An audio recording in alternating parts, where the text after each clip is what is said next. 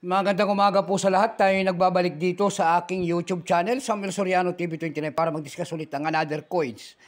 Ayan, para malaman natin ang tunay na presyo ng ating mga dinidiscuss na coins, at ito ay ating hilig, mangulikta ng barya. Kaya tayo nandito nagsisili ng kanilang mga halaga, ang presyo po ng ating mga koleksyon. At magandang umaga po sa aking mga subscriber yan. Maraming salamat po sa ating mga subscriber. Ayan, maraming salamat po sa inyo ang sumusuporta rin po dito sa aking YouTube channel. Thank you so much sa inyong lahat. Yun naman po, hindi pa po nakapag-subscribe dito sa aking YouTube channel, anyayahan ko lang sana kayo. At malaking tulong na po o bagay ang inyong gagawin, tulad ng pagpindot ng ating subscribe button, like and share, para ma-update ko kayo sa mga latest ko pang gagawin mga video po. Mayroon na naman tayong pag-uusapang barya, at ito po ay barya po ng Pilipinas na mga world coins. 5 centavos po, ayan, punong-puno na po ng pakikipagdigma. Ayan, nabubulol na. Year 1945, ayan. Ayan.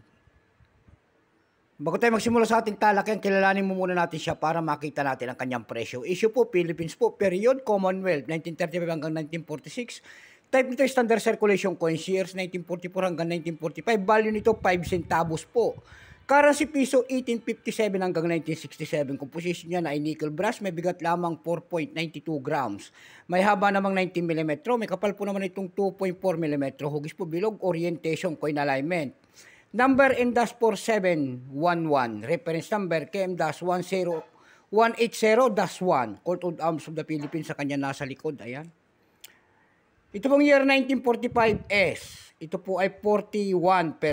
Kung ilang piraso naman ang ginawa ng ating Bangko Sentral sa barya na hawak natin, ito po ay 101,116,000 piraso po. May presyo po ito doon sa ating numista. Yung kanyang verify na 646. Extra fine ay 55 pesos. Almost uncirculated ay 55. Uncirculated nito ay nagkakahalaga po ng 120 pesos. Dako naman tayo sa kanyang mga presyo sa mga online. Doon sa ating eb.com, mayroon tayo nakita nagbebenta doon ng $6.95. Nasundan po ng $5. Sa carousel page naman po tayo dumako. Ayan. Sa carousel page, mayroon tayo nakita doon nagbebenta nito ng 800. Nasundan po ng 700. And then 600. Yung pinakamalit po ay 350. Ayan po lamang ang ating may bibigay na kanyang presyo. Keep safe po sa lahat, and God bless.